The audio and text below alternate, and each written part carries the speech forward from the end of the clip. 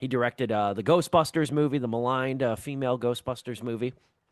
He's done a lot of good stuff, though. For a while, Melissa McCarthy there was like his muse, but A Simple Yeah. Favor was a very different movie for him, just in the regard of that it was a little bit of it was more of a mystery thriller, had some very strong comedic points to it and things like that. And it was a very well made movie, too. I said it was, in my original review, I said it was a cinematic equivalent of like a trashy beach read. That's really what it ended up playing out like. And it was really one of those movies, too, that like, if you get these two dynamic actors like Anna Kendrick and Blake Lively in the mix, I think that movie was really carried in large part too. The writing was clever in a lot of points too. It had good locational specificity. It was set on the East Coast, Connecticut, I believe. So it definitely had its setting down, but it really understood its characters and the machinations of its characters and their motivations and stuff like that. I think it's an upper tier Feig film for all intents and purposes. So of course we get a sequel, another Simple Favor, and this movie, if the original was the equivalent, as I just said, of cinematic wall or of excuse me, I almost bungled a joke right there. If I said the original was the equivalent of a trashy beach read, this one is kind of more cinematic wallpaper. And it's very fitting that it's been released on streaming. It's on Amazon Prime Video. It looks gorgeous. It's good for a few amusing moments. But it's also the kind of movie that's like, it's 2 hours. It's a little bit over long. It kind of works in fits and starts. There's a lot of characters. And it being on streaming sort of means inherently that it's destined to hold most, but not all of your attention. And that's kind of where I'll bat us up for another Simple Favor. FYI, Joe, I don't know if you reflected it on your end, but you're still spotlighted. Oh, yeah, on my end, it is, you guys are back to gallery. Hold on, Okay. I'm sorry, there we Alright, go. That's all that matters. Yeah, That's all that on my end, it was that, but let me change that for you guys. I don't care, you're handsome. I'll look at you in full screen.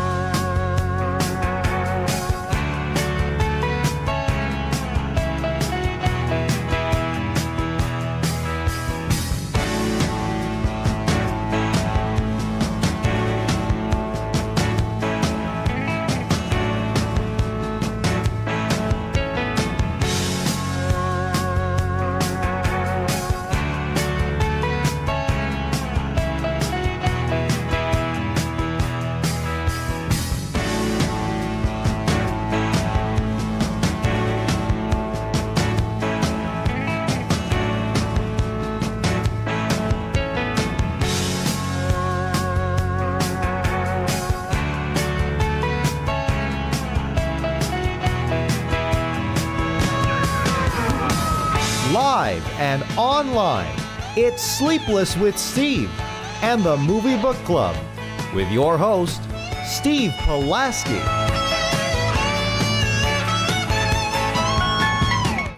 I swear I'm back. I swear I'm better than ever. If my camera cooperates, you can see me in person. This is Sleepless with Steve live on YouTube, coming to you live and in living color every Wednesday evening, 6:30 Central Time.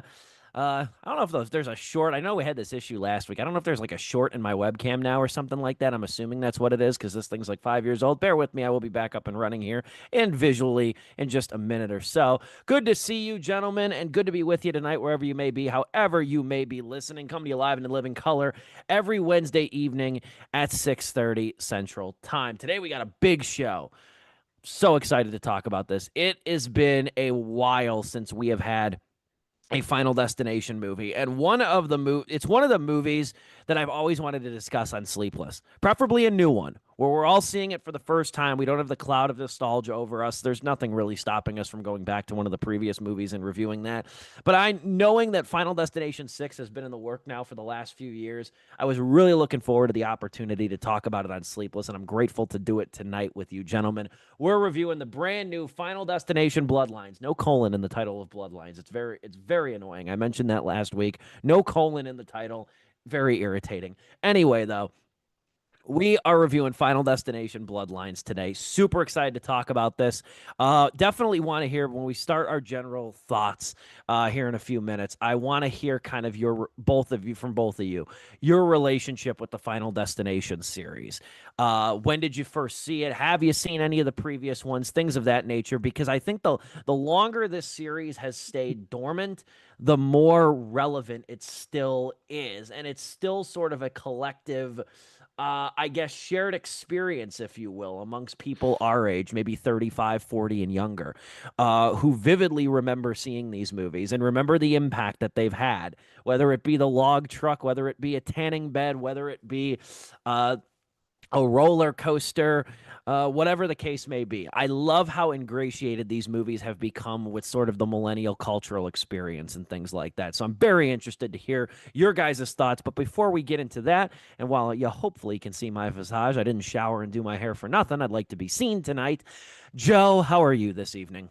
I'm doing pretty well. I got big plans for the weekend. I will be seeing AC/DC at Soldier Field, and I'm really looking forward to it. My dad got the tickets like a while back. He got part of a pre-sale. That's the only reason why he said he was able probably to get them, because he's like, I can't imagine paying resale value for any of these tickets right now. But yeah, that is my weekend plans. That's how I'm just going to kick off Memorial Day weekend. And then the rest of the time, I am just going to relax. I have nothing else planned. I just want to do that because I just want to relax. Work is stressful. Life is just stressful. And I just need time to myself. You deserve it, man. You really do. You absolutely, after the year you had, the surgery you had and everything. I'll put you on the spot. What's your favorite AC/DC song? Oh, let's see. I'm going to have to go with Shook Me All Night Long. I like that one always comes to mind. Like, you know, whenever I have to like pick one, it's hard. They're all so good, but yeah, Shook Me All Night Long. Have a Drink on Me is another one of my favorites. I always love that one. Yeah, it's between those two, depending on which side of the bed I get up on. That's gonna bang live. That's gonna bang live. Shook Me All Night Long. I like that. Enjoy yourself, man. That'll be a good show. Thank you. D, how are you today? I'm doing well. On Monday, I attended the Naperville District 203 school board meeting, and that should already put alarm bells in your head, because usually when people go to school board meetings, they're not there to just tell the board, hey, good job. Usually there's a reason. Thankfully, it wasn't so much the school board doing it, but unfortunately it was more so the local, let's call them a hate group, because they're a designated hate group. And they visit, and you know, these opinions are my own, and they visited the Is this Naperville the second districts. time? Yes, so they are a constant annoyance. Let's say that, with very real and serious implications should they be ignored. which is so funny because they're so silly in so many ways. One of their supporters, I don't think they were a member, but like a supporter, see, he wore a Trump hat, and which is fine. He has the right to do that. He has the right to do that. But he was like, what did he say? It's like our great and generous president, and then he looks to the ceiling, does a sigh, and it's like, I can't even say his name. It's so beautiful. Donald No, J. dude, Trump. come on. Yeah, He dude. didn't And actually do that. he was. I will send you the link. I will send you the link with the timestamp because it's on YouTube. Because it's a school district, so they put all their stuff on YouTube, and it's fantastic. It's great. Oh my Beautiful God, I don't stuff. care even if whoever you do that for, that's just cringy for anybody. Extremely cringe. Extremely cringe. And the hate, and even though they weren't a member of the hate group, Oh the hate God. group was still clapping with what they said. So they're not even putting on airs. They're straight up going for, yeah, we're doing this. We are filing a civil rights complaint because a seventh grader, I believe, seventh or eighth grader, took part in a track meet, and they happened to be trans, and that's the whole issue. Oh my gosh! But anyway, that's a whole thing. Uh, we don't necessarily need to get into that any further. I'm kind of stalling because I don't know if Steve is. Yeah, Steve is still coming back on. But I will say, and again, these opinions are my Oh, own. he's not even in the call. Okay. Yeah, exactly. But it's very dangerous because the seventh or eighth grader, the middle schooler in question that took part in the race that this hate group seems to have a problem with, their name and face was put all over Twitter Oh no. on very, very prominent right-wing Twitter accounts, which is just disgusting. Very, very gross to target someone like that. Additionally, a council person, the Naperville councilman Josh McBroom, he put a Facebook post on his official government Facebook saying like, we need to protect women's sports, which is a big dog whistle because no one's attacking women's sports. But anyway, they're getting a little bit of shit for that. And again, it's a whole thing. I am going to release an article on the whole situation tomorrow on my personal blog, on my personal website. But again, all those opinions are my own, and they're really, really not really controversial opinions. It is simply a case of please leave the seventh grader alone, you disgusting freaks, you really weird effing freaks, dude. Oh my gosh. Welcome back, Steve. Good to be back. I'm a little bit lower quality here, just given the fact that using an older camera, but I do greatly appreciate you guys' patience there too. Gave Dom a little platform too to promote his writing works and everything like that. I appreciate that. So moving on forward over here, after a force stronger than death was trying to keep me from being visible on this show today, we are talking about Final Destination Bloodlines, the long-awaited sequel to Final Destination 5, which came out all the way back in 2011. It has been so long since we've got a Final Destination movie. The last two were released in Real D 3D. That's how long it has been since we've gotten one of these movies. It has been a lot of speculation, a lot of rumors and reports leading up to this thing, a lot of which didn't confirm to be true. There was an initial report that the movie was going to revolve around the world of first responders and EMTs and things like that. That obviously didn't materialize. There was at one point a prequel. I mentioned this, I think, at the end of the last show, that they were going to talk about doing a prequel that was set in like the friggin' Stone Ages. That did not ultimately end up happening, though. It's just the Flintstones. Like, it's all modern society, but it's Stone Age. So essentially, like, it was going to be like it was really not really the Stone Ages technically. It was more like Viking times. Yeah, sure. That it was going to be. But still, it was like, man, that would have been daring. That would have been risky. But yes, a double salute to the patient folks like myself who spent the last 14 years like just devouring stuff related to Final Destination 6 and wondering if we were ever going to get it or not, and we finally did. And it's glorious. It is a sequel that does a lot. It is a sequel that also kind of functions initially as a prequel, with the premonition sequence set in 1968. Then it flashes forward to present times. It invites a new concept known as the bloodline connection into the series. It does a lot. There's a lot here for a movie that has been it's part of a franchise that's laid dormant for 14 years. Before we really get into it, and if you want to use this as a launch pad, if you want to use this as a launch pad for your general thoughts and impressions of Final Destination Bloodlines, I'm not going to stop you. I want to know from both of you. I'll start with you, Joe. What's your relationship to the Final Destination movies? When did you first see them? What do you think of them? Which one's your favorite? Kind of just your relationship. So for me, I remember, let me get the year correct real quick. I believe it's 2004. Let me make sure. 2006. Wow, okay, I was way off. I remember going to the theater in 2006, probably to go see, trying to think of movies that came out around that time, maybe Spider-Man 3 or Pirates of the Caribbean at World's End, something like that. Maybe Shrek 2, who knows. I remember going to the theater. My AMC, there's this big lobby area before you get to the ticket counter where they tear off your ticket and tell you what auditorium you're sitting in. And in this big lobby area, there's tons of standees. And I remember I saw one of a roller coaster. And as you're walking by it, the people's faces start to turn white. And then they become skeletons as you walk from left to right. And I was like, that's kind of creepy. And at this time, I was scared of roller coasters and everything and whatnot. So about a year later, I go to Blockbuster because that was still a thing. And I'm like, oh, this is that movie I saw that poster of at AMC. I'm going to rent it. And my parents were okay with it. They didn't know what the hell it was, I think. My uncles who were with us went, you want to rent this out? And I'm like, yeah. They're like, oh, okay. And so they were like, we're going to hang out with you tonight. And they were just wanting to see my reactions of how scared I was of watching people get brutally murdered in Final Destination 3. That was the first one I ever saw. I then went to go see the fourth one in theaters.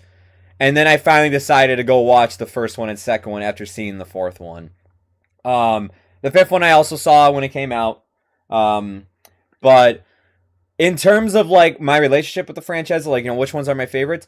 I've liked the Final Destination movies. I know, Steve, you love them. We've talked this way back in like, not on air, but like way back in college. We've talked about it because we did talk about Final Destination 5 and how much we thought like that was kind of like a step in the right direction with the franchise. But a lot of people like didn't feel the same way we did.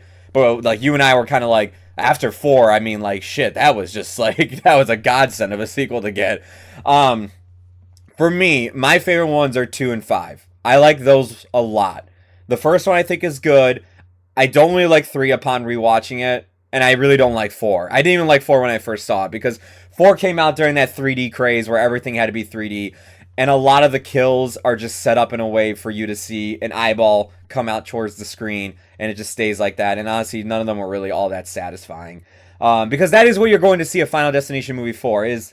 yeah, it's the kills. It's not like, you know, I'm sick or twisted. It's just like, hey, these are really clever scenarios. And when done effectively, you're actually very tense the whole time. Final Destination 2, that whole highway sequence, every time I'm always kind of like gripping like whatever I'm like sitting in, a chair, whatever. With 5, the acrobatic scene, the eye laser scene, I'm always like cringing in my chair, like crunching up a bit, like, oh my god. That's to me the beauty of these movies, is that they take these ordinary situation scenarios that you probably see or do every day, and they give it just a gnarly, disgusting spin to them. And you know, if done right too, the characters and the plot are actually good as well, which is probably why I like 2 and 5 the most. I feel like those, especially 2, I feel like 2 has the best storyline out of all these movies.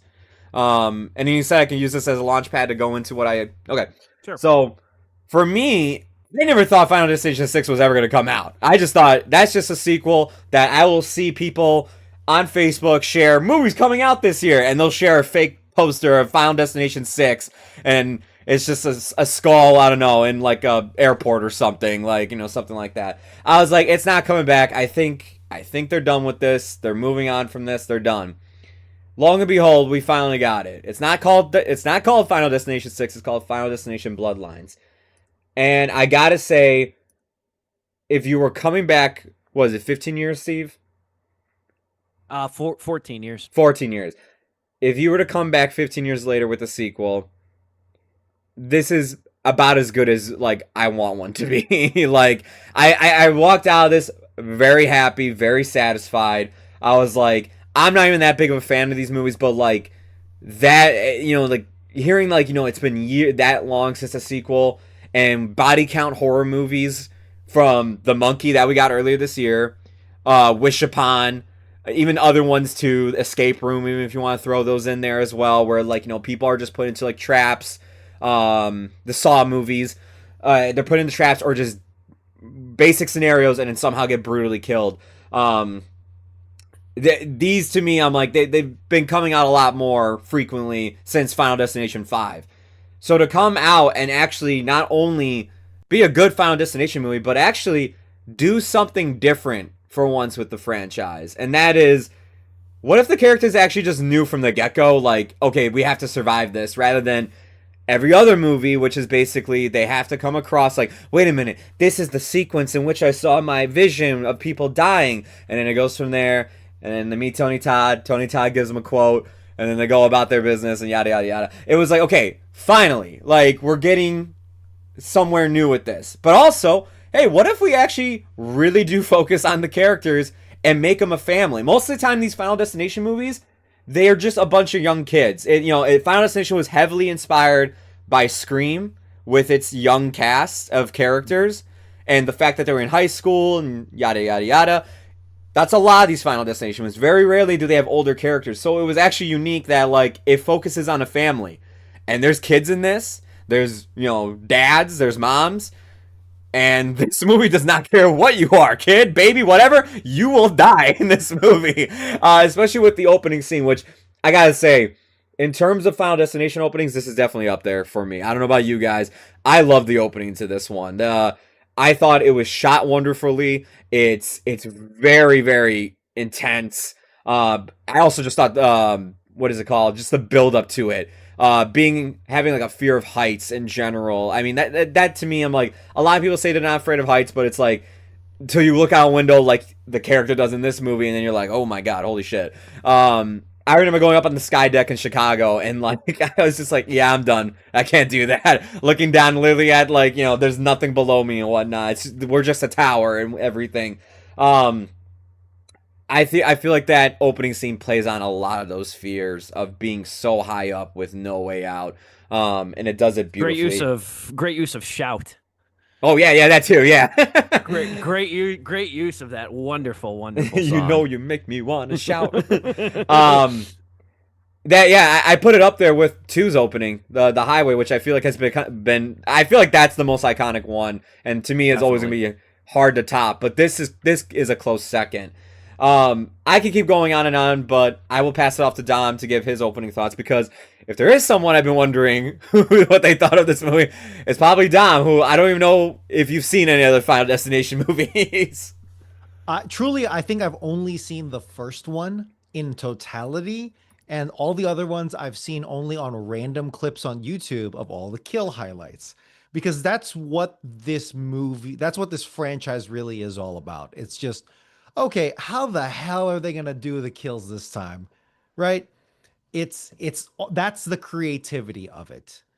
And often, now, I am not versed in this series all that much. Joe, has there been much emotional backing behind many of these characters throughout the whole series, other than Tony Todd's character, who's the constant, more or less? But for everyone else, like all the other victims, is there much emotional weight behind them? Can you tell me? I would say 2 definitely has the most emotional weight, I think. Okay. I have a personal bias with 2 because it's my favorite one. So I feel like that one has a lot of emotional weight. 5 to me, emotional weight, no, but like I do, for the most part, in terms of Final Destination characters, I did like that group a lot more than some of the other sequels.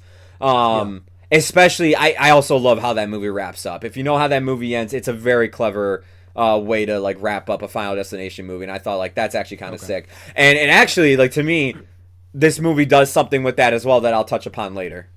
I'm gonna speak because I am still here. I might not be seen, but I'm still here. I will add on in defense of the third movie because I do like the third movie.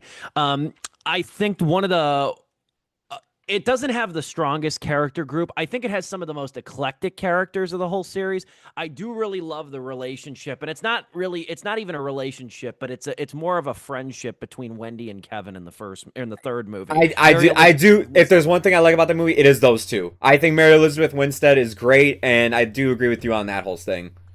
Because he's technically they're not. Some people misremember that movie is that they're boyfriend and girlfriend. They're not. No, they're dating. friends. Her boyfriend dies on the roller coaster. Yeah. And Ryan Merriman, who plays Kevin, they just become friends because he believes her immediately when she's having after she has her premonition. So Yeah. I do like 3, and then I don't know if you saw it on DVD. The whole choose your fate thing played into 3 a lot too. I didn't. I wish I got to experience that. I don't know if it's on the Blu-ray or not, but I would love to try it out. It is fun. You can continue, Dom. I'm sorry about that. No, so for me, I'm going into this movie pretty fresh, pretty new to the whole thing, give or take. I don't even remember much of the first one, other than I think Sean William Scott gets his head sliced off in the first one. Yeah, okay, that's like the one thing I remember. But for me, this is a pretty fresh series, even though I do know it has been a cultural phenomenon to the point where just imagining crazy death scenarios is like, oh shit, it's like Final Destination. Or you look at a news story and it's like, wow, what a crazy way to die. That's some Final Destination shit. That is the cultural staying power of this film more than anything. And now 6 movies in, and they're still riding that airplane pun. Like the title of the movie and the series is an airplane joke, right? It's like, you are now reaching your final destination. Yeah. So it's funny how none of the other movies, to my knowledge, really deals with planes, I think. Maybe. But anyway, regardless, for me, this opening scene, hell yes. We effectively get an origin story, if I'm not mistaken.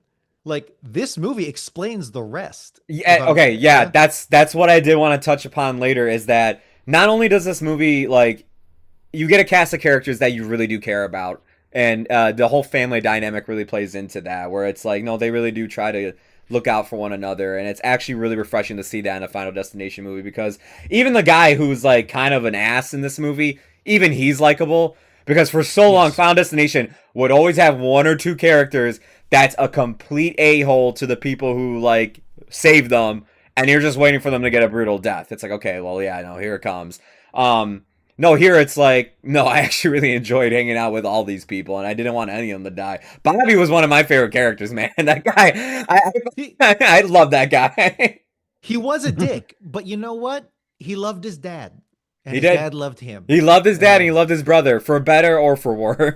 Yeah, exactly. Did he not look? You're talking Bobby too. I was kind of thinking of the Eric character. Eric's the one with the tattoos. Yeah. Yeah, I'm sorry. I was thinking Eric. My bad. Yeah. Bobby's the other one. Bobby's the one with the tree nut allergy visibility, or the nut allergy #visibility. Richard Harmon, though, plays Eric, the one with the tattoos. Did that man not look like an amalgam between Bam Margera and Tom Green? Dude, I the entire time I was looking at him, I'm like, God, dude, anytime, like, something crazy is about to go down, I'm waiting for him to, like, look at the camera and say, my name's Bam and welcome to Jackass. He looks like Bam Margera, but when Bam Margera was healthier. Him alone got me thinking, it'd be really funny if the next Jackass had like a prequel narrative movie. Like, it had an opening scene where it's shot like a fictional narrative. Dude, yeah. Feels like every actor is replaced by an actual younger actor. Dude, if they made a mockumentary of Jackass, I would get him as Bam. And I would get Bobby as Tony Hawk. Yeah. Yeah, man. So honestly, I was thoroughly surprised and had a pleasant time. At some points, like I said, the emotional weight, and again, I'm not saying this is like Schindler's List or anything. In relative to Final Destination, there is an emotional weight with this whole thing. As Joe pointed out, the family connections. It's not just a ragtag group of dumbass teenagers that I will just not care about except on the YouTube highlights when they're getting eviscerated. No, there's some stakes here that I very much enjoy. The sacrifices made here, multiple of them. including from the character of Iris, the old lady who becomes a shut-in. Like that's wow. There was a stake to that. She had an arc. She had a legitimate arc. It just felt so much better too. Like that's how the characters find out is actually just from another character, like literally just telling them, yeah, like here it is. This is what you have to do. It's like, okay, finally, because like if there's one thing that sucks about rewatching these movies is going through that same repetitive thing of, okay, I gotta wait for them to figure this out, and then like then they have to try and like save people and avoid stuff. 100%. Well said. So I'll just say that I had a pretty decent time, a pretty good time, dare I say. I know it's hard to chime in with me because you can't see me, so I apologize about that. No, well said. I definitely think one of the hallmarks of this movie that makes it radically different than any of the predecessors is just the fact that the characters are all related. And you know what? Even in this movie too, after most deaths, especially like the patriarch and a couple others of the family too, there's real downtime for them to grieve. Yeah, you don't see that in these movies. You don't. Often. I remember sitting there thinking to myself like, wait a minute, I'm like, most of the time when these people die, we're just on to the next death, basically. Like, we're focusing on the next, and I get it, like, they are kind of like, we have to save the next person. But now that you put the family aspect to it, grieving actually feels natural to the story and almost make you go back and be like, damn, like, how did no other movie actually, like, take the time to grieve over stuff like this? Other than 3, I will say 3, that opening after, like, the roller coaster crash, Mary Elizabeth Winstead does grieve about her boyfriend and her friends that died on that thing. It is kind of funny though, because like now that they're actually taking it somewhat seriously, all the deaths, the fact that they keep cutting to a funeral was really funny to me. Like, okay, by the second one, you think after like two or three within the same week, you start getting a discount. You know what I mean? And to the movie's credit, they actually do follow that logic. By the third death, they're like, okay, we're all in. Yeah, let's figure this out. Let's do it. Yeah, she's on to something. Yeah. One thing, and I really enjoyed this movie top to bottom. Did emerge with one question though, and I don't know if I missed an explanation if she gave this or what. So correct me if I'm wrong. But you know how so the lead character Stephanie goes to visit Iris then when she's elderly and hermetic and lives in her her apocalyptic bunker, her apocalyptic bunker that's like so impactfully like more morbid that like the sky even turns gray when you go there. One of those places. If you're worried about death throwing something at you and using anything by you to kill you, yeah, dude, there's a lot of stuff nearby that will kill you. That's my question. All right, you're so worried about death and these unseen forces. Why the fuck do you have so many sharp poles and knives and every motherfucking thing around this whole like estate of poles and sharp objects and shit? What is she doing? It kind of felt like, were they kind of inspired by what they did with Laurie Strode in the Halloween trilogy that we got recently? Is it a metaphorical death trap? Yeah, literally. I was like, we're not keeping zombies out, you're keeping out death. That did take me out of it. Because I was like, I thought it'd be the opposite. Wouldn't it be like she's wrapped up in bubble wrap the whole time? Yeah, dude, I was expecting that. Like, there's like bubble wrap, like sockets are plugged with like the little like safety thing. Like, I would love if it was like the most baby-proofed house you have ever seen. I'm like, but instead it's the complete opposite. It's like, bro, like people are gonna die here. I wanted an explanation for if I ever could ask like Lipovsky and Zach Lipovsky and Adam Stein. What were you intending with that? Because optically that did not make a lot of sense. And then especially the way she bites it, it's like, that's what fucking happens. You know what I mean? That's what happens when you don't take care of the weather vane on top of your house. I was gonna say too, what that was. It also just makes me go like, okay, but you had the book and you knew like the weather vane was gonna be used so you didn't just go up there and take it down sometime, like, just like real quick and everything. But I get it. She felt like she couldn't leave. Also, there's the whole thing of like, how the hell is she be living in there and getting groceries and food and whatnot? Maybe somebody Uber Eats. I don't know. Like, it's true. It does beg a lot of an explanation. Also, I give Gabrielle Rose credit, who plays the grandmother. I give her credit. She gave me the biggest laugh. Oh, she did too. Yeah, she's great. The weather vane is the thing that tells the wind with the rooster on it. Yes. Right? Yeah. Correct. Okay, because I've been calling it a wind cock this whole time. It was one sharp cock. No, it's a weather vane. I had to look up because I'm like, what's the thing with the directional rooster? That's what I googled, directional rooster. But my favorite thing about her character is one, she has one great performance from her for the little time she's on screen. Two, she gives the biggest laugh I think throughout the whole movie. Three is actually the fact that her character, as Dom was hinting at, is the origin of this whole franchise, and how death actually, like, all these incidents, all these freakish incidents are because of this woman, practically, because the people she saved end up having families, and their bloodlines should have not existed, and so death just caused all these weird catastrophes, from plane explosions, highways, roller coasters, NASCAR crash outs, and bridge collapses, just to catch up with, what he was due. I guess we'll take a break right here. We'll go to a Zoom-sponsored intermission. When we come back, though, we did talk about him when he passed away last year on the show. Yeah. But we have to talk about the titan in the room here in Mr. Tony Todd, who is integral to this franchise, to say the very least. He's been in, I believe, 3 of the 5. I think he's now 4 of the 6 movies, as William Bloodworth, the Undertaker, the Coroner, in these movies. We got to talk about Tony Todd, who this is his final performance, and it is one of the most emotional final performances ever when you learn the backstory behind it and what the filmmakers did for him too. We're going to touch on that here coming back. Maybe you'll see me, maybe you're not, but you're going to hear me for sure. We will be back, Sleepless with Steve, live on YouTube. Don't go anywhere. Back in a couple minutes after the Zoom-sponsored intermission.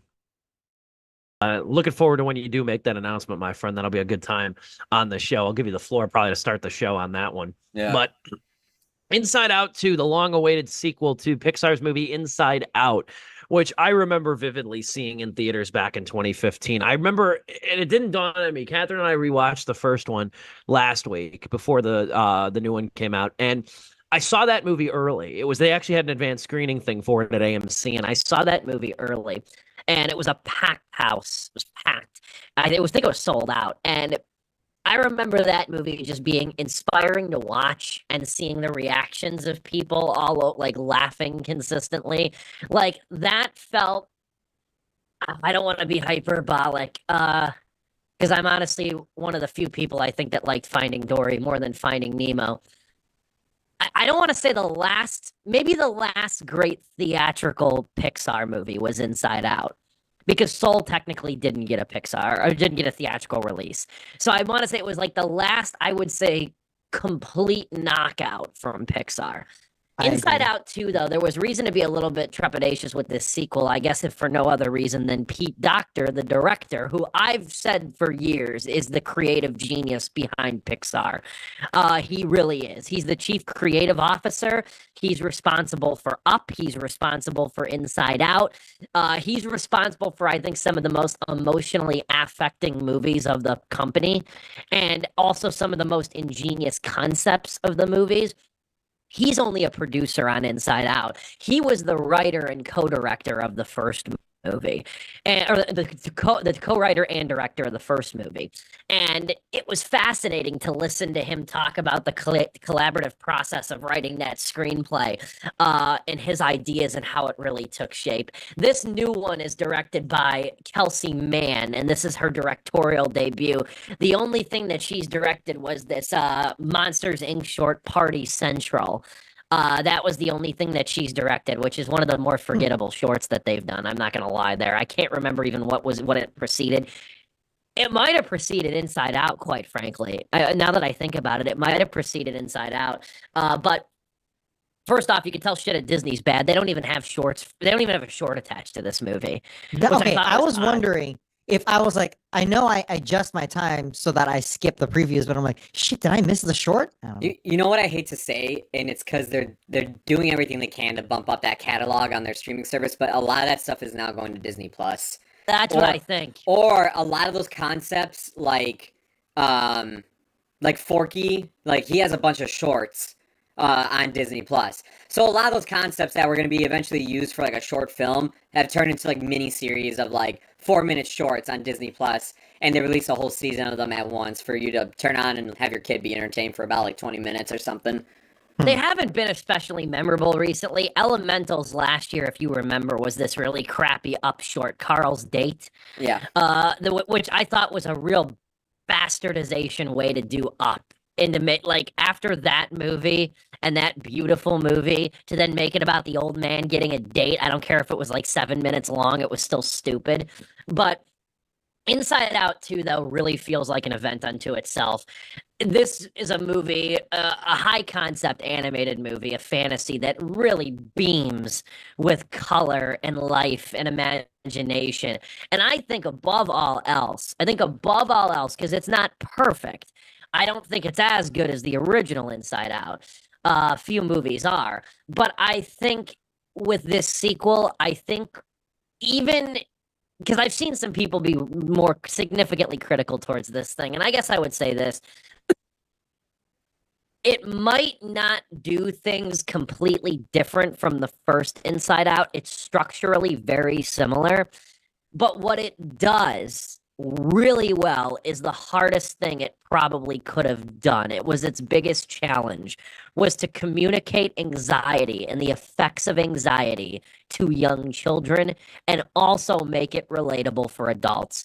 That's a hard thing to do. And I think this movie knocks it out of the park. I think the hardest thing this movie had on its plate, it accomplishes beautifully. And that's a big credit to the screenwriters Meg LeFauve and Dave Holstein for what they were able to do, not only with creating a character of anxiety that was believable, villainous, but also likable in a way, understandable. And I also think I'll talk more about it later too, but I also believe that when it's all said and done, Maya Hawke does an outstanding job as anxiety. I think is the voice. I think it's one of the best voice acting performances, if not the best that I've seen so far this year. That's how I'm setting the table for Inside Out 2. We'll go Dom and then Joe. General thoughts on Inside Out 2.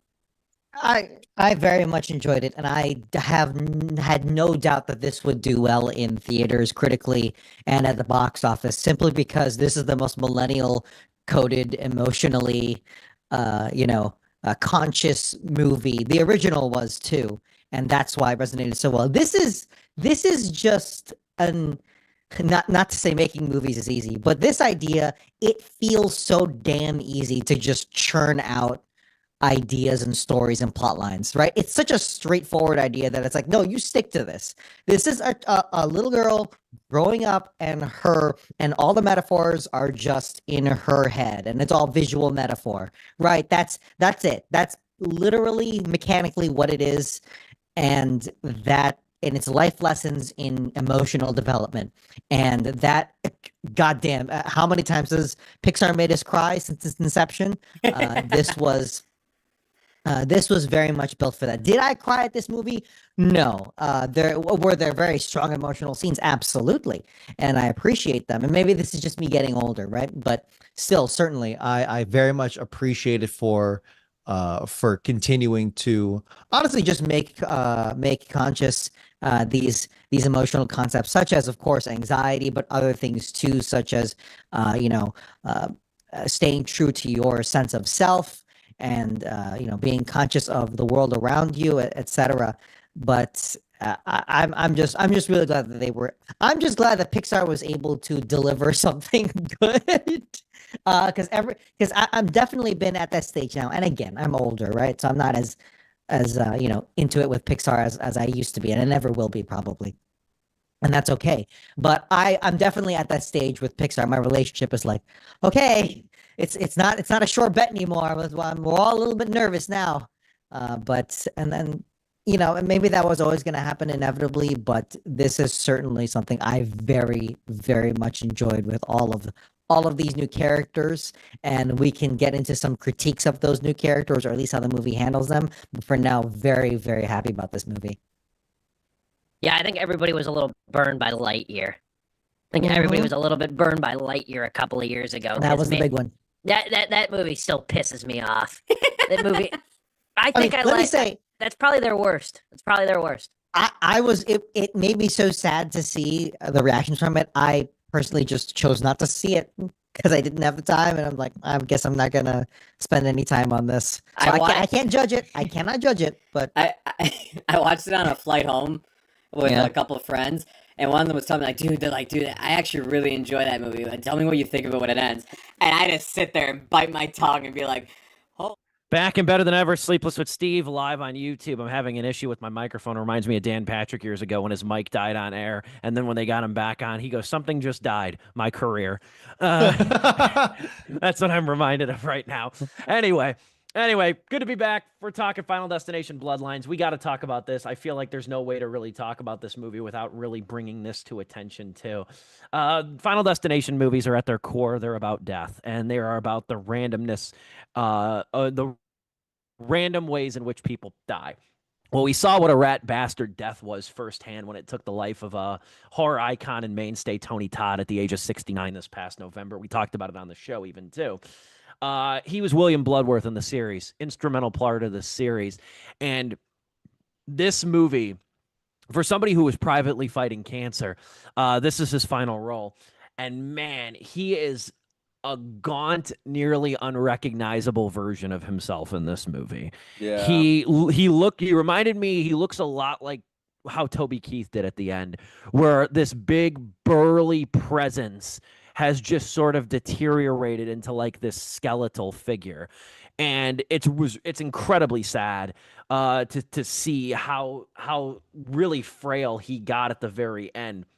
Knowing he wasn't much longer for the world, Lipovsky and Stein, the two directors behind this movie, they let Tony Todd write Bloodworth's dialogue for this installment. And let me tell you, my eyes were not dry during the conclusion of his monologue, let me tell you, because losing a legend is awful. But not many go out on their own terms when their final film role is in their hands and they can fill it with fitting, and it's fitting to the movie. It's very fitting to the movie, and it's very fitting to the character situations. But it's filled with just these beautiful life lessons that are really special. It's a special scene. I can't wait to see it again. Joe, your thoughts, though, on Tony Todd's final film role in Final Destination Bloodlines? When I read on the IMDb trivia page that like they let him just decide how he wants to like end the character's like, appearance in this film because they were aware of his condition. Yeah, man. I mean, it hits hard, especially when you know that, because like when I was sitting there in the theater, I didn't tear up, but I went, oh man, like it was just a beautiful way to send not only that character off, but Tony Todd, who like. Not just a Final Destination legend, just a horror icon legend in general, from Candyman to so many other things because of his booming voice. He is going to be one of those things, though, where like this is the last thing I think he did complete from beginning to end in terms of filming. But there are plenty of projects where I think he either lent his voice or like he did film some stuff, and then they'll probably just like, have to work around it. So I'm sure we'll still see Tony Todd like down the line. But in terms of like a completed project, this is, I think, the last one. Everything else, like, he didn't finish just yet, or they were still in production. But let me say this. If this is, like, let's just say, like, they can't, like, figure out a way around Tony Todd's character that, like, of something that he was in production with. If this is the last thing we were to see Tony Todd in live action with, dude, it's almost too perfect. It's just, like, that's how good it is. His monologue is not only seamlessly incorporated in this movie, but also his connection to the opening scene is incredible. That's the one thing I have to give these last two movies, Final Destination Bloodlines and Final Destination 5, is their wraparound connections to previous installments is nothing short of outstanding. Final Destination 5 has one of the most surprising twists for a horror movie in the modern era that connects it back to an earlier franchise and completely alters your perception of what timeline the movie is on. And it's seamless. They did some seriously good video editing, though. I think of Final Destination 5, that movie, is not really a great character movie, but it's a great. It was made by Stephen Quayle. It was directed by Stephen Quayle, who was an understudy of James Cameron. And you can see that in that movie and the way it's made. Anyway, back to Tony Todd, though. Dom, I know, again, you don't have the thick connection to this series that I do or even Joe does, but what did you think of Todd's last scene? Like Joe said, you couldn't have picked a better one because it just feels like it, right? There's no subtleties about it. And that's perfectly fine because these are the Final Destination movies. So that's okay.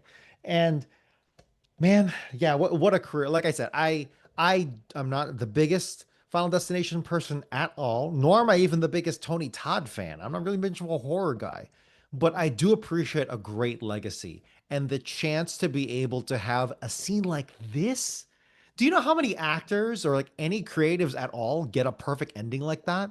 A perfect sign off where it's like you're walking away, you look towards the camera and you say, good luck. I think that's what he says, like good luck, Yeah, or something like that. And then he just walks off into the distance. And but because the characters still have to treat it seriously because they're characters, they're like, well, that was fucking useless. We're fucked because it's like, shit, there's still the plot. But in terms of so look, did the scene take me out of it? Of course, but that's perfectly fine because this ain't the movie where I need to be 1,000% immersed. Yeah, invested in 100%. Exactly. Yeah. Yeah. So frankly, hell of a send off. I don't even know his career all too well beyond like Candyman and this, and even then I was still feeling it. I didn't cry, but I certainly felt a lot of emotions there. It's pretty damn good. Just a terrific scene all around too. I loved it. It really makes you miss Tony Todd and what he contributed to. And he also even notes an earlier character from the series, from Kimberly Corman. Yeah. We finally learn her fate. It's actually kind of a retcon fate because in the Choose Your Fate version of Final Destination 3, Joe, you said you haven't seen that one, No. where you can actually choose the different fates of the characters on the DVD and the Blu-ray release. There's a scene where a newspaper blows off of the counter and the characters step on it. You have the option to click on it and read the article.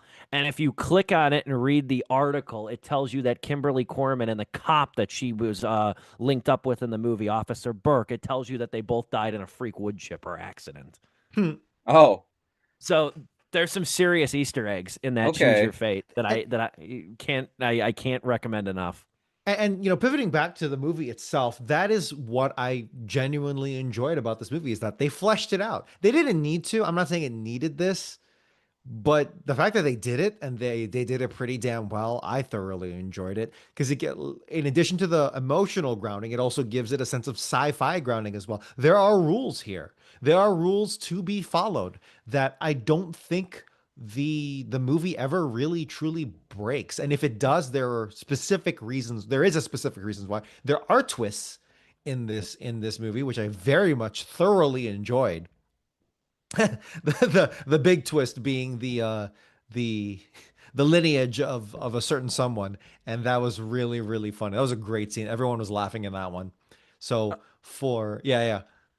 I'll add to that too, just by saying that like Stein and Adam Stein were the directors in it.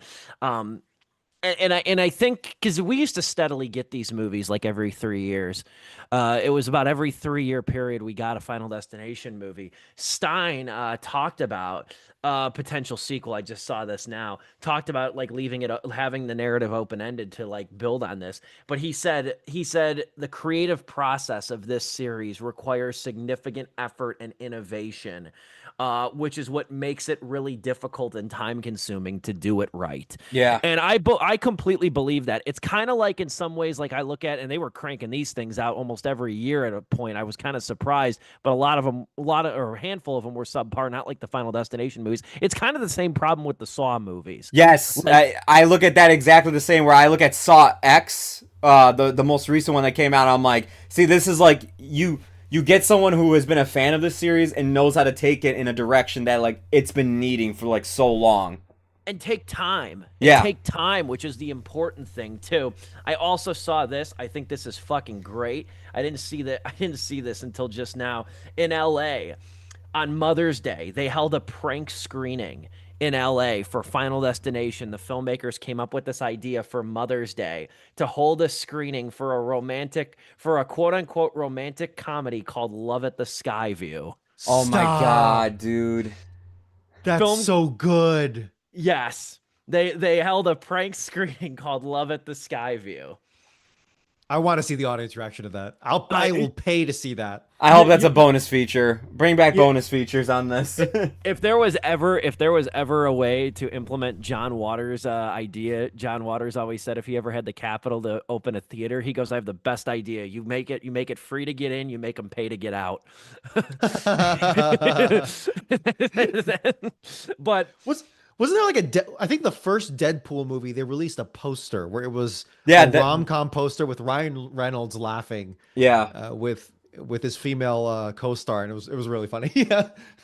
That's so creative. I really like to, because I was really hoping. I remember at the time, Final Destination 5 came out. Again, I kind of shoehorned it in there, but it was directed by Stephen Quayle, who I think is one of the most underappreciated directors, because he made, in a span of 3 years, he made 2 really epic disaster movies that I think are some of the classes of their genre, at least in the contemporary times. That's Final Destination 5. And Dom, I know you've referenced this on the show before, the other movies, Into the Storm, he directed.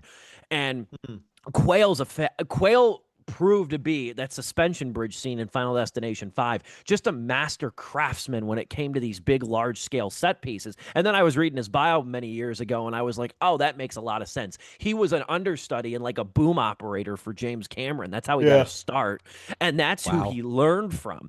I remember I saw it with my uncle, and I was talking to him after Final Destination 5. I said, they need to contract Quayle for the next 2 movies.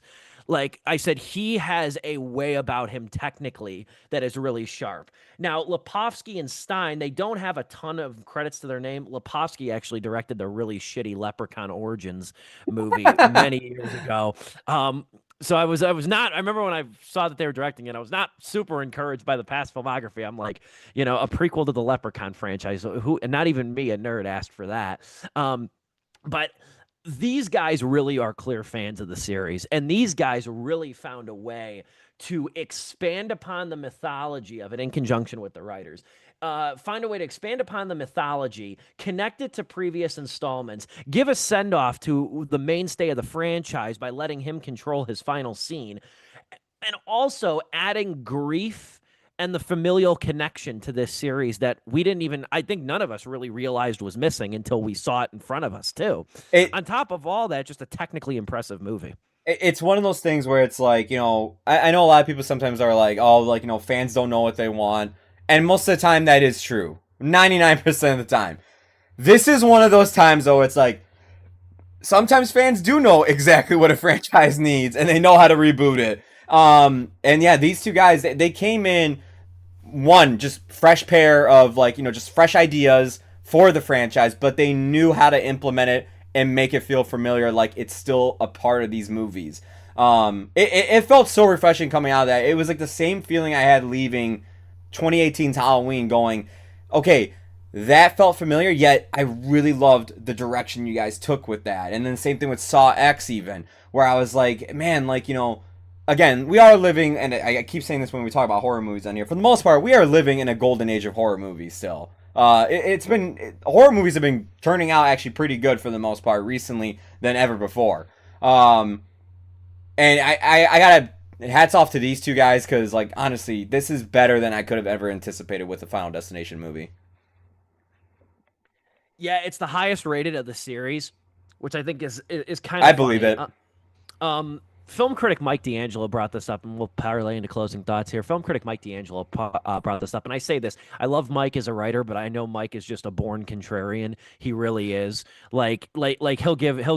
I'm trying to think of a popular example. Like he'll give Parasite 3 out of 5 stars. Yeah, that's the type of critic he is. But anyway though, D'Angelo had I saw on Letterboxd. I haven't seen his other thoughts, but he watched the first movie for like the second time, and he said, I somehow missed the memo when he's like, I never watched any of the sequels because I somehow missed the memo of the modern day that everybody loves these movies. And I don't remember that being the case with the sequels when these movies were released.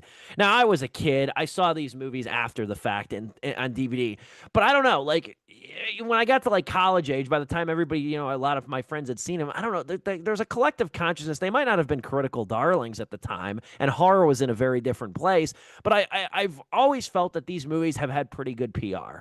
I've always felt that these movies have a pretty respectable standing in the horror culture. If you ask a lot of horror fans such as myself, I really think the opinions on the third one are a little mixed. The only one everybody is in collective agreement on sucks is the fourth one. Yeah. That's the one that everybody's in collective agreement sucks, and for a lot of reasons it does. It's not I haven't seen it, but I agree. It's not good. And that was a movie too. This is how you knew Final Destination 5 was made by a true director and Final Destination 4 was more of a gimmick. It was in 3D. Let me tell you, seeing that movie, the Final Destination 4 in the theaters, the 3D disguised a lot of the horrifically bad CGI. Yeah. People are bitching about Bloodlines. Bloodlines looks fine. If you remember like the tire in the NASCAR scene of the fourth movie, like there is some horrifically shitty CGI. Oh my god, dude, I remember that scene and then the theater explosion. I was like, that looked like the most fakest fire I've seen on the screen in so long. It was bad. For a movie that had a decent budget, too. Not only that, the sets in that movie sucked. Like, when the mall's collapsing, it looks so styrofoam and fake throughout that whole movie. Like, it really did feel like they kind of rushed production of this movie to, like, cash in on the 3D craze. Like, oh, God, do I hate 4. And 4 also has, like, the dumbest, like, weirdest twist where it's, like, for about 30 minutes of that movie, it didn't happen. Like, it was just like, wait, he had another premonition, and it was just like, it made no sense. The fourth one was the jigsaw of the series. It was the one that should have went direct to video. Yeah, for sure. It was not good. And then it's like they kind of knew they hired a gun for hire director of the fourth movie, so then they went to Quail for the fifth. Yeah, like it just gives that impression. But we will conclude here. Again, we've never talked Final Destination on the show, so I feel like I'm sorry for spitfiring in 30 different tangents over here, just because I find this a lot of fun. I will wrap up my closing thoughts, though, very quickly and just say that really what this boils down to, horror movies shouldn't be this good when they're up to number 6. They really shouldn't. Yeah, Historically, there's not many. I mean, Saw 6 was great. Chucky 6 was pretty. Child's Play 6 was decent. Yeah, horror movies just shouldn't be this good when they're up to number 6. But they hired a great pair of creative writers, a great pair of creative directors. They've got a really good cast, a very solid cast of likable people. I honestly think my favorite character in the whole thing, though, is probably Breck Basinger. That's the younger version of Iris in the opening scene. I thought she was really terrific. She was, yeah. She gets a lot of time to kind of develop and kind of show multiple different sides of herself. I was really impressed with her work here. And I think, and I also, again, shout out to Owen Patrick Joyner for some good representation of a nut allergy. Like I said, somebody who's allergic to tree nuts. God, that scene, that might have been one of the scariest damn scenes. If you've gone through anaphylactic shock, I was telling Catherine, I said, if you've gone through anaphylactic shock, that's what it fucking looks like. That is exactly what it looks like, right down to the eyes and swelling. It sucks. So good tree nut allergy representation in this movie. Shout out to Bloodlines. But this is clever and unpredictable enough to sit alongside most of its predecessors as a really good work of dastardly horror with an obscenely high body count. It's a very solid 3 out of 4 stars for me. It's great to have this series back, and I'm going to forever probably attach just Tony Todd to this movie, too, because he's just really an indispensable part of it, and it's a truly beautiful send-off they give him. So it's 3 out of 4 for me. Go Joe, then Dom for closing thoughts. It's also 3 out of 4 stars for me as well. It's what I wanted a return to this to be something fresh and new. Try to find a way if you can tie it back to some of the other movies. That would be cool. If not, if you have to do your own thing, do your own thing. It manages to do its own thing and tie it back. And I really appreciated the fact that it was able to do that. It's not perfect. It was it kind of had the same thing I felt about The Monkey. I know we didn't go too much into criticisms, but I did feel the middle, I was okay, I know this is not a long movie, but I do feel it's slowing down a bit here. But then it starts to pick back up when it literally becomes like Guardians of the Galaxy. It even plays a song from that soundtrack when they get in the RV, and I'm like, all right, well, here we go. I had a great time with it. I saw it with the packed theater on a Sunday, and I even said to myself, I'm like, I didn't know if this movie was going to do good at the box office to warrant a sequel, but if it's Sunday and this is a packed theater for Dolby, I was like, all right, this actually might be good.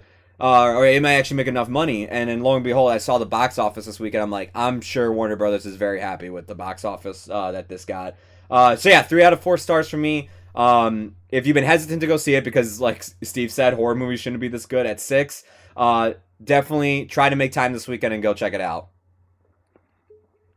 Hat trick, baby. Three for three. 3 out of 4 stars. A very strong one, too, because I was very pleasantly surprised. My perception of these movies, unfairly, I'll admit, my perception is that, all the creative energy is put into the kill scenes, and there's really not much to it beyond that. And here, this movie completely upended my idea. Even if you take Tony Todd out of the equation, in terms of the emotional grounding, there's still a really good script here for what you're trying to do. There's arcs. There's like connective tissue. Not even to the other movies. Just by itself, it stands alone. And the fact that it can do that, as Joe said, the fact that it can stand on its own while also connecting to the rest and having this legacy character. This is a legacy sequel, right? Having a legacy character be sent off so beautifully in such a really, really heartening and really like true to form way. Did it take me out of it? Yes, because we know the true story of his life. Yeah. But honestly, the scene itself is also really, really cool and pretty damn badass. So for me, yeah, very strong 3 out of 4 stars. I might even be flirting with 3.5 out of 4 just because of the sheer surprise of it all for me. I had a really, really good time with this movie. So I want to say too, that whole thing you said where it's like, it's a legacy sequel. There the moments in this movie where like it does tie back or it has like little Easter eggs tying back to the other movies. Mm-hmm. I'm glad the movie didn't stop and be like, oh my God, that means that this means that. It's like, no, if you caught it, you caught it. Like, otherwise it's like, the movie didn't stop. I was like, thank God, because we need more legacy sequels to be like that. I completely agree. In this specific case, even if they did decide to do that, they did have a grounding for it because the opening scene is a backstory to everything. Yeah. So they could have done it, and they still had that restraint. So you know what? Even better. Fuck it. You know what? 3.5 out of 4 stars. Hell yeah! Final Destination. Great job. I was legitimately so surprised coming out of that theater. Had a good time. Couple good Easter eggs. The one I read after the fact. Catherine caught it. A couple good Easter eggs in this movie. Number one, there's a reference to Clear Rivers, who was played by Ali Larter in the first 2 movies. There's an offhanded reference to her when they were trying to figure out the name of the hospital, which is Hope Rivers. And then also, I believe it's Stephanie's vehicle. Stephanie's vehicle shares the same license plate as Carter's vehicle in the first movie. Yeah. His license plate they share license plate. I don't know if I missed it. I don't recall a 180 reference though. I don't think there was one either, but I do know when Eric is making fun out of Stephanie, like saying like, oh, you really think like, like those situations, and he stands in the middle of the street, the way it's framed and where he's standing is the exact same setup as the first movie when that person actually does get hit by the truck. Instead, like they play it off for jokes. I'm like, wow, they actually they cleverly fit that into the movie as like a joke and like it works in the context of the scenes, but like if you're familiar with that first movie, like, no, it's exactly framed the exact same way. The very last thing, I promise this is the end, the last thing I will note, some true bangers in this soundtrack, too. Go to, of course, there's not an OST, it's just a score. Shout out Tim Wynn, though. The music was good. A lot of good, first song you hear in the movie. Ironic choices, too. Oh, it was. It's very clever. Bad Moon Rising and then Ring of Fire are the first 2 songs you hear. Fucking bangers. Shout by the Isley Brothers. I already mentioned that earlier, too. That's a big part in this movie. Raindrops Keep Falling on My Head, Bobby Gentry, which during the collapse of the Skyview. Escape by Rupert Holmes, eternal banger.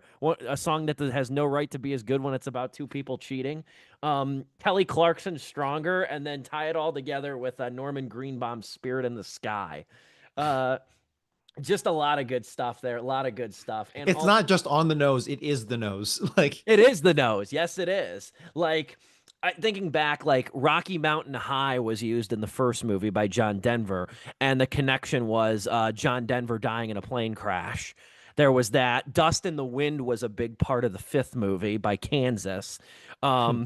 A funny story. I saw that with my uncle in the theaters too, and then when they played "Dust in the Wind," my uncle just goes, "Dust in the Wind." I haven't heard this fucking song in 30 years. Like, at any rate, though, we will quit here. Great show. Lived up to my expectations. We had to call Audible over here. Had to ask Madden for a reprieve because my theater did not get Friendship. Is not getting Friendship this weekend. Pissed. So we are going to review Lilo and Stitch because we're adults. We're going to review Lilo and Stitch next week. Hopefully get to see Friendship. I'm the holdup here. You guys probably have it by you. So hopefully get to see Friendship in the next couple of weeks in some way, shape, or form. I hope so because I'm dying to see it.